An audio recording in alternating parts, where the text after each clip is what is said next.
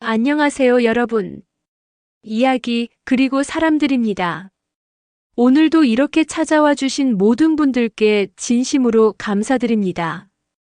우리 각자가 살아온 소중한 이야기들, 그리고 그 이야기 속에 담긴 사람들의 마음을 함께 나누는 공간입니다. 때로는 따뜻하고, 때로는 아련하고, 또 때로는 가슴 뭉클한 사연들을 통해 우리는 서로를 더 깊이 이해하게 되죠. 오늘 사연 바로 시작하겠습니다. 새벽 3시 응급실 복도에 울려 퍼지는 모니터의 긴 경고음. 은희는 남편 성민의 차가워진 손을 붙잡고 오열한다. 여보, 일어나요. 제발 일어나요. 하지만 30년의 인생 여정을 함께한 동반자는 이미 황혼 너머로 떠나버렸다. 갑작스러운 심근경색이었다. 어제까지만 해도 오늘 저녁엔 뭘 해먹을까? 라며 웃던 그가 이제는 차가운 시신이 되어 흰 보자기 아래 누워있다. 은희의 세상이 순식간에 무너져 내렸다. 마음 한편에서는 이건 꿈일 거야. 곧 깨어날 거야 라는 희망과 이제 나는 어떻게 살아가지? 라는 절망이 교차한다. 지나온 세월 동안 함께 만들어온 추억들이 파노라마처럼 스쳐 지나간다. 첫 만남, 결혼식, 아이가 태어났던 그 봄날, 함께 웃고 울었던 모든 순간들이 이제는 그리운 기억 속에만 남게 되었다. 장례식장 빈소. 조문객들의 발걸음이 끊이지 않는다. 삼가 고인의 명복을 빕니다. 위로의 말들이 끊임없이 이어지지만 은희의 귀에는 아무것도 들리지 않는다. 그저 남편의 영정사진 속 따뜻한 미소만 바라볼 뿐이다. 하지만 은희의 눈에는 한 사람이 유독 또렷하게 보인다. 검은 상복을 입은 시어머니 박정자. 40년 동안 아들만을 바라보며 살아온 어머니의 눈빛이 예사롭지 않다. 정자는 조문객이 떠난 빈소에서 은희를 바라본다. 그 시선 속에는 말로 표현할 수 없는 원망과 분노가 가득하다. 이 모든 게 내 탓이야. 입 밖에 내지는 않았지만 그 차가운 눈빛 속에 담긴 메시지는 너무도 명확했다. 사람 사는 세상에서 가장 아픈 것은 사랑하는 사람을 잃는 것이지만 그보다 더 아픈 것은 그 상실을 혼자 감당해야 하는 것이었다. 은희는 고개를 숙이며 눈물을 삼킨다. 사랑하는 남편을 잃은 슬픔조차 제대로 추스를 수 없는 상황이다. 지나온 세월 동안 쌓아온 며느리로서의 품위와 배려가 한순간에 무색해진다. 인연이라는 것이 이토록 잔혹할 수 있을까? 함께하는 삶을 꿈꾸며 살아온 지난 날들이 모래성처럼 무너져 내리는 것을 바라보며 은희는 처음으로 자신의 인생이 얼마나 외로운 여정이 될 수 있는지 깨닫게 된다. 조문객들이 모두 떠난 깊은 밤, 빈소에는 은희와 정자만 남았다. 정자의 시선은 여전히 차갑다. 아들을 잃은 어머니의 슬픔이 분노로 변해가는 순간을 은희는 온몸으로 느낀다. 이것이 상실의 시작이었다. 남편을 잃은 것만으로도 충분히 아픈데 이제 또 다른 고통이 기다리고 있다는 것을 은희는 아직 모르고 있었다. 정자의 첫마디는 은희의 심장을 얼어붙게 했다. 내가 성민이를 제대로 챙겼다면 이런 일이 일어났겠어? 장례식장 복도에서 조문객들이 오가는 가운데 쏟아진 원망의 말이었다. 은희는 순간 어이가 없어 말문이 막혔다. 지난 20년 동안 남편을 위해 새벽같이 일어나 아침을 차리고 늦은 밤까지 기다리며 따뜻한 저녁을 준비했던 세월이 한순간에 부정당하는 기분이었다. 어머니, 그런 말씀은... 은희가 조심스럽게 입을 열려던 순간 정자의 목소리가 더욱 높아졌다. 내가 성민이한테 스트레스를 줬으니까 이런 병에 걸린 거야. 사람들의 시선이 몰리기 시작했다. 은희는 얼굴이 붉어지며 고개를 숙였다. 이런 상황에서 시어머니와 말다툼을 할 수는 없었다. 그것이 며느리로서 지켜야 할 마지막 품이라고 생각했다. 하지만 정자의 공격은 멈추지 않았다. 내가 집안일도 제대로 못하고 애 키우는 것도 서툴러서 우리 성민이가 얼마나 고생했는데. 목소리가 점점 커지자 주변 사람들이 하나둘씩 쳐다보기 시작했다. 은희는 마음속으로 외쳤다. 내가 뭘 잘못했다고. 내가 성민이를 얼마나 사랑했는데. 하지만 입 밖으로는 죄송합니다라는 말밖에 나오지 않았다. 그 시절 은희와 성민은 평범한 부부였다. 때로는 작은 다툼도 있었고 때로는 경제적 어려움으로 서로 짜증을 내기도 했다. 하지만 그것이 어느 부부에게나 있는 일상이라고 생각했다. 함께 웃고 함께 울며 함께 아이를 키우며 살아온 평범한 가정이었다. 그런데 이제 와서 모든 것이 자신의 잘못이라니. 은희의 마음은 혼란스러웠다. 정자는 계속해서 과거를 들춰냈다. 성민이가 회사에서 힘들어할 때 내가 위로는 해줬어? 그냥 돈 벌어오라고만 했지. 은희는 기억을 되짚어봤다. 남편이 힘들어할 때 자신은 정말 위로를 해주지 않았을까? 아니다. 분명히 따뜻한 말도 해주고 좋아하는 음식도 해주고 함께 산책도 했던 기억이 있다. 하지만 정자 앞에서는 그 어떤 변명도 할 수 없었다. 사랑하는 아들을 잃은 어머니의 슬픔이 누군가를 원망해야만 견딜 수 있는 분노로 변해가는 모습을 보며 은희는 인생의 잔혹함을 다시 한번 깨달았다. 인연이란 때로는 축복이지만 때로는 저주가 되기도 한다는 것을. 함께하는 삶이 아름답다고만 생각했는데 그 삶이 끝났을 때는 이토록 외로울 수 있다는 것을. 빈소 한켠에서 울고 있는 아들 준호를 바라보며 은희는 마음을 다잡았다. 적어도 이 아이 앞에서는 무너질 수 없다. 시어머니의 원망 어린 말들이 계속 이어졌지만 은희는 더 이상 변명하지 않기로 했다. 지나온 길을 돌이켜보며 자신이 정말 잘못한 것이 있는지 차분히 생각해 보기로 했다. 하지만 지금 이 순간만큼은 죄책감과 억울함 사이에서 무너져가는 자신의 마음을 어떻게 추스러야 할지 막막하기만 했다. 장례를 치른 지 일주일도 지나지 않아 정자는 법무법인 사무실을 찾았다. 제 며느리가 아들의 재산을 가로채려고 합니다. 40년 세월 동안 모은 남편의 노후자금, 보험금, 그리고 함께 살던 집까지 모든 것이 분쟁의 대상이 되었다. 은희는 믿을 수 없었다. 사람 사는 세상에서 이런 일이 일어날 수 있다니. 어머니, 저는 그런 생각 없습니다. 성민이 형이 남긴 것들을 준호와 함께 잘 관리하겠습니다. 은희의 말에 정자는 코웃음을 쳤다. 내가 뭘 믿고 그런 말을 해? 젊은 여자가 혼자 살면서 그 돈을 고스란히 둘 것 같아? 불신의 벽이 점점 높아져만 갔다. 인연이라는 것이 이토록 쉽게 끊어질 수 있는 것일까? 첫 번째 법정 출석날, 은희는 검은 정장을 입고 떨리는 마음으로 법원에 들어섰다. 평생 법원 문턱을 밟아본 적 없는 평범한 주부였던 그녀에게 법정은 너무나 낯선 공간이었다. 정자는 이미 변호사와 함께 자리에 앉아 있었고 그 모습이 은희에게는 마치 적처럼 보였다. 지나온 세월 동안 명절마다 정성스럽게 음식을 차려드리고 생신 때마다 선물을 준비했던 시어머니가 이제는 자신을 법정으로 끌고 온 상대방이 되어버린 현실이 믿기지 않았다. 보원고 측에서는 피고가 고인의 재산을 부당하게 점유하고 있다고 주장하고 있습니다. 판사의 말이 법정에 울려 퍼졌다. 은희는 가슴이 답답해왔다. 부당하게 점유한다니. 남편과 함께 한 푼 두 푼 모아서 마련한 집, 남편이 자신과 아들을 위해 든 보험, 그 모든 것들이 이제는 분쟁의 대상이 되어버렸다. 정자의 변호사는 차분하고도 날카로운 목소리로 주장을 이어갔다. 고인의 어머니로서 아들이 남긴 재산에 대한 정당한 권리를 주장하는 것입니다.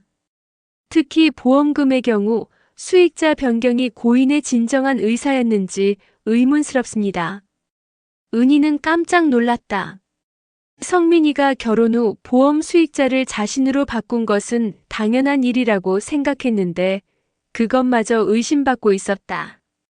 법정을 나서면서 은희는 깊은 회의감에 빠졌다. 인생이란 무엇일까? 사랑하는 사람과 함께 쌓아온 모든 것들이 한순간에 이렇게 추악한 다툼의 대상이 될 수 있다니. 집으로 돌아오는 길에 만난 이웃 아주머니가 은희를 보며 수군거리는 소리가 들렸다.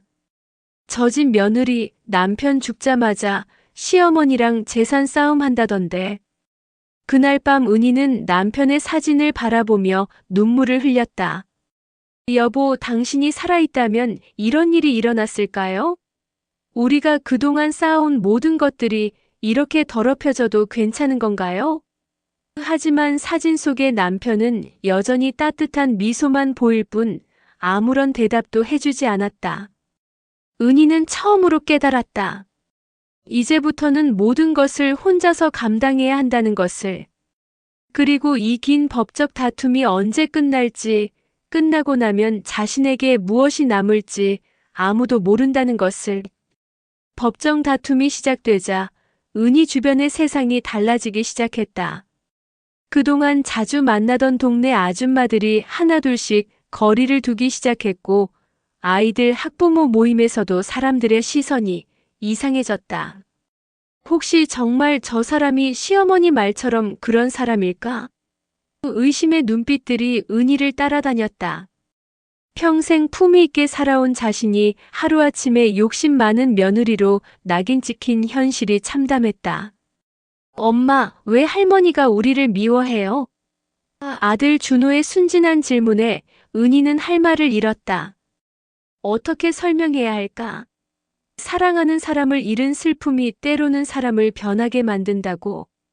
인생의 깊은 상처는 때로 가장 가까운 사람에게 향한다고. 17살 아이에게는 너무 무거운 이야기였다. 할머니도 아빠를 많이 그리워하셔서 그래.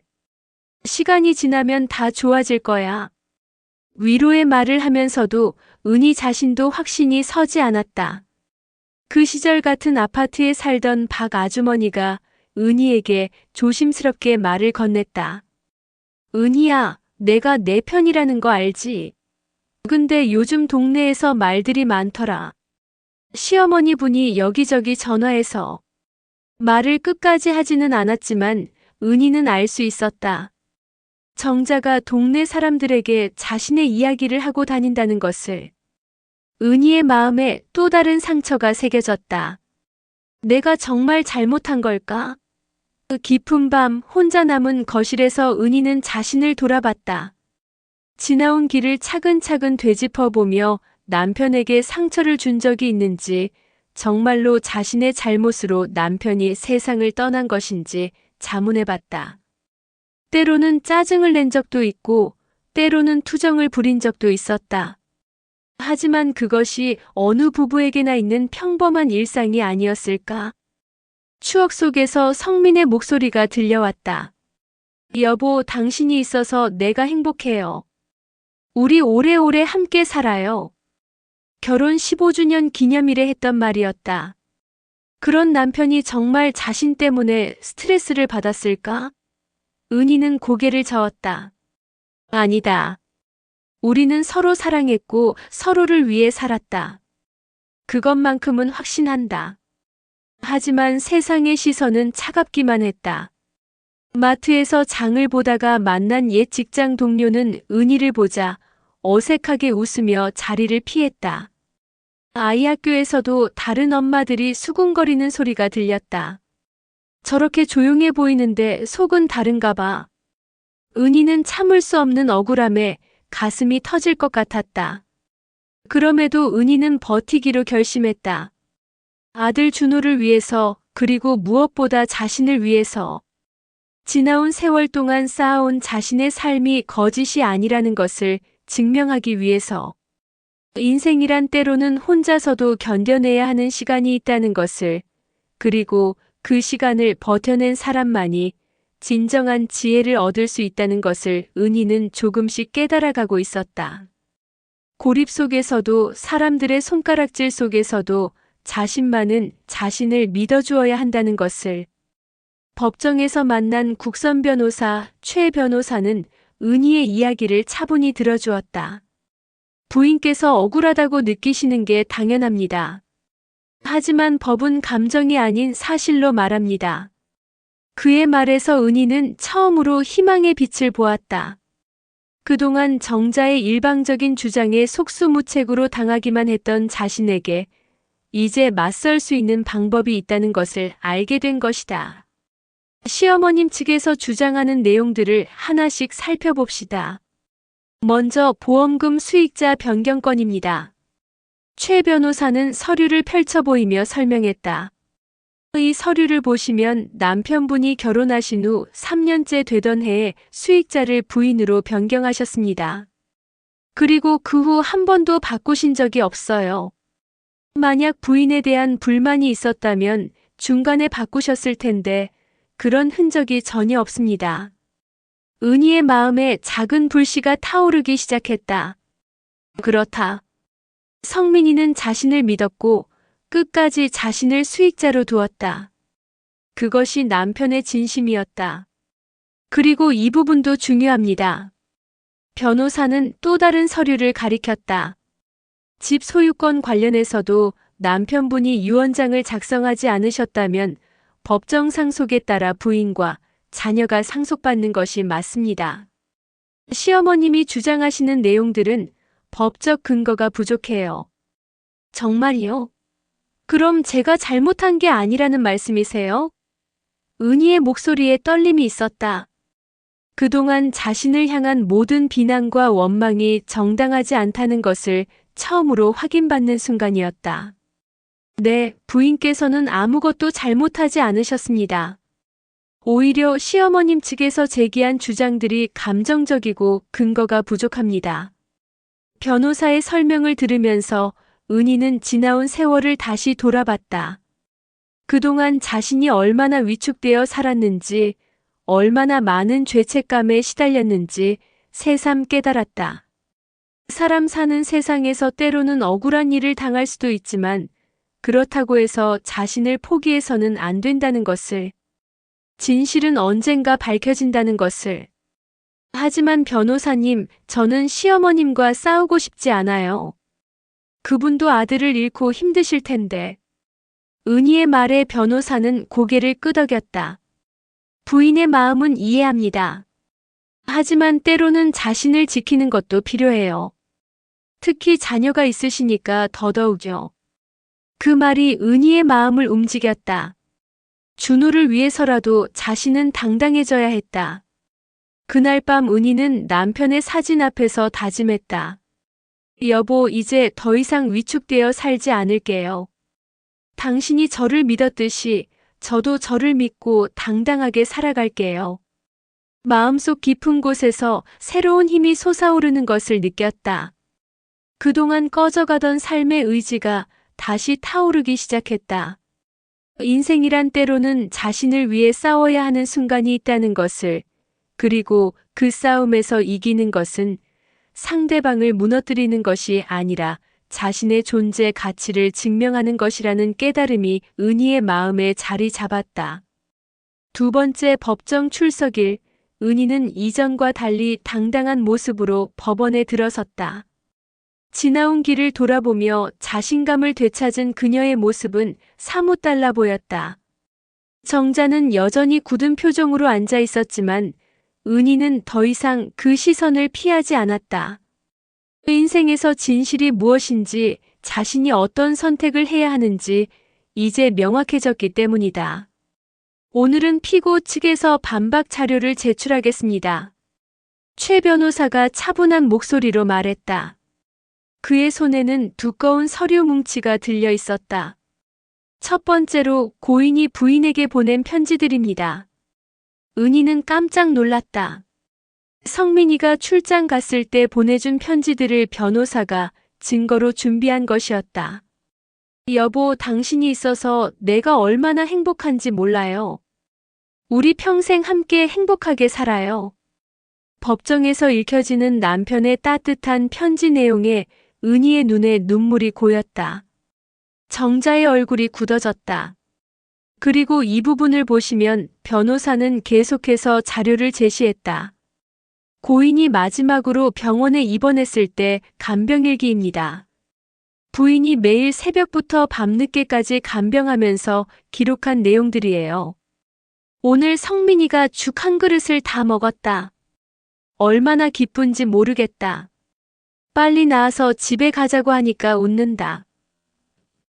은희의 정성스러운 간병 기록들이 하나하나 법정에 울려 퍼졌다.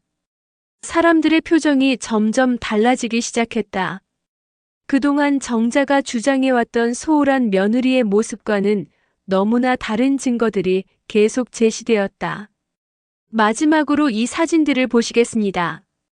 변호사가 제시한 것은 가족 여행 사진들이었다. 성민, 은희, 준호가 함께 웃고 있는 행복한 모습들이었다. 판사가 정자 측 변호사를 향해 날카로운 질문을 던졌다. 오원고 측에서 주장하는 내용과 제출된 증거들 사이에 상당한 모순이 있어 보입니다. 구체적인 설명을 부탁합니다.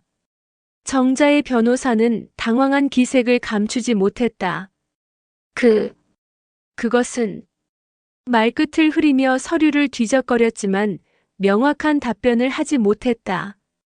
정자의 얼굴이 창백해졌다. 그동안 자신이 믿어왔던 것들, 며느리에 대한 원망과 분노가 법정이라는 차갑고 객관적인 공간에서는 전혀 설득력이 없다는 것을 깨달은 것이다. 판사는 냉정한 목소리로 말했다. 증거들을 종합해보면 피고가 고인을 극진히 돌봤다는 것이 명확해 보입니다. 오원고 측의 주장은 객관적 근거가 부족합니다. 그 순간 법정 안의 분위기가 완전히 뒤바뀌었다. 그동안 은희를 바라보던 사람들의 시선이 동정과 이해로 변했고 정자를 바라보는 시선은 오히려 차가워졌다. 인생의 아이러니였다. 진실은 결국 드러나게 되어 있고 거짓으로 쌓은 성은 언젠가 무너지게 되어 있다는 것을. 정자는 그제야 자신이 얼마나 큰 실수를 했는지 깨달았다. 아들을 잃은 슬픔이 분노로 변하면서 정작 아들이 가장 사랑했던 사람을 적으로 만들어버린 것이다. 세월이 주는 지혜라는 것이 있다면 때로는 감정보다 이성을, 원망보다 이해를 선택해야 한다는 것일 텐데. 하지만 이미 돌이킬 수 없는 강을 건너버렸다. 은희는 승리의 기쁨보다는 안도감을 느꼈다. 자신이 옳았다는 것을 증명받은 것도 중요했지만 무엇보다 아들 준호에게 떳떳한 어머니가 될 수 있다는 것이 가장 큰 위로였다. 지나온 세월 동안 품위를 잃지 않으려 애썼던 것이 결국은 자신을 구원해준 셈이었다. 법정을 나서면서 은희는 정자를 바라봤다. 70이 넘은 나이에 법정까지 나와 며느리와 다투게 된 시어머니의 모습이 안쓰럽기도 했다. 하지만 동시에 생각했다. 인연이라는 것은 서로를 이해하고 배려할 때 아름다운 것이지 일방적인 원망과 분노로는 결코 지속될 수 없다는 것을. 이것이 인생에서 배우는 쓰라린 지혜 중 하나였다. 3차 법정 심리 직전 정자의 변호사로부터 전화가 왔다. 합의를 하고 싶다고 하십니다. 은희는 순간 어리둥절했다. 그토록 강하게 맞섰던 시어머니가 갑자기 항복 의사를 밝힌 것이다. 최 변호사는 상대방이 법정에서 이길 가능성이 거의 없다는 것을 깨달은 것 같다고 설명했다. 하지만 은희의 마음은 복잡했다. 승리가 눈앞에 있지만 왜인지 가슴 한편이 허전했다. 며칠 후 정자가 직접 은희의 집을 찾아왔다. 70이 넘은 나이에 처음으로 며느리 집에 먼저 찾아온 것이었다. 그녀의 모습은 법정에서 보았던 것과는 사뭇 달랐다.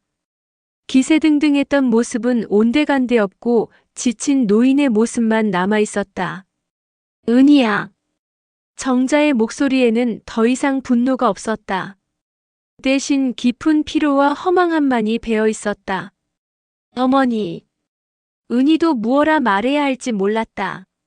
20년 동안 며느리로 살아오면서 이렇게 어색한 순간은 처음이었다. 정자는 거실 소파에 앉으며 긴 한숨을 내쉬었다. 내가 너무 심했구나. 그 한마디에 두 여자의 지나온 세월이 모두 담겨 있었다. 함께 웃고 울었던 시간들, 명절마다 정성스럽게 차린 음식들, 손자를 키우며 나눈 이야기들까지. 성민이가 살아있다면 나를 용서하지 않을 거야. 정자의 눈에 눈물이 고였다. 40년 동안 키운 아들이 가장 사랑했던 사람을 자신이 이토록 아프게 했다는 사실이 이제야 마음에 와 닿은 것이다. 아들을 잃고 나니까 정신이 없었어. 누군가를 원망해야 그 아픔을 견딜 수 있을 것 같았거든. 사람 사는 세상에서 때로는 슬픔이 분노로 변하기도 하고 사랑이 미움으로 바뀌기도 한다. 하지만 그것이 옳은 것은 아니었다. 은희도 눈물을 흘렸다.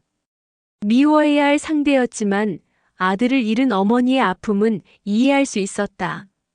어머니, 저도 성민이 형을 잃고 많이 힘들었어요.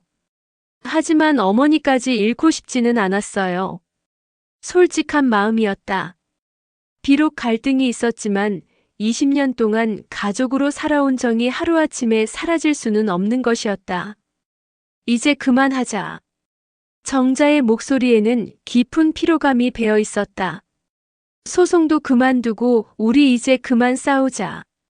승리도 패배도 아닌 그저 지쳐버린 두 여자의 항복 선언이었다. 인생에서는 때로 이기는 것보다 멈추는 것이 더 큰 용기를 필요로 한다. 그리고 그 멈춤이 새로운 시작의 기회가 되기도 한다. 준호는 잘 지내냐? 정자가 손자 이야기를 꺼냈다. 법정 다툼 중에도 가장 걱정되었던 것은 손자였다. 많이 힘들어해요. 할머니와 엄마가 싸우는 모습을 보는 게 가장 어려웠나 봐요. 은희의 말에 정자는 고개를 숙였다. 손자에게까지 상처를 준 자신이 부끄러웠다. 그날 정자가 돌아간 후 은희는 남편의 사진을 바라보며 생각했다. 승리했지만 가슴 한편이 허전한 이유를 알 것 같았다. 진정한 승리는 상대방을 무너뜨리는 것이 아니라 서로를 이해하고 용서하는 것이라는 걸. 비록 늦었지만 두 여자 모두 그 깨달음에 도달한 것만으로도 다행이었다. 6개월간 이어진 법정 다툼이 끝났다. 합의서에 도장을 찍으며 은희는 묘한 기분이 들었다. 이겼지만 이긴 것 같지 않고 끝났지만 끝난 것 같지 않은 그런 감정이었다. 하지만 분명한 것은 이제 새로운 삶을 시작할 수 있다는 것이었다. 지나온 세월의 상처를 딛고 아들과 함께 나답게 사는 길을 찾아야 할 때였다. 준호가 대학 입시를 준비하면서 은희에게 말했다. 엄마 아빠가 살아계셨다면 이번 일을 어떻게 생각하셨을까요? 17살 아이답지 않은 깊이 있는 질문이었다.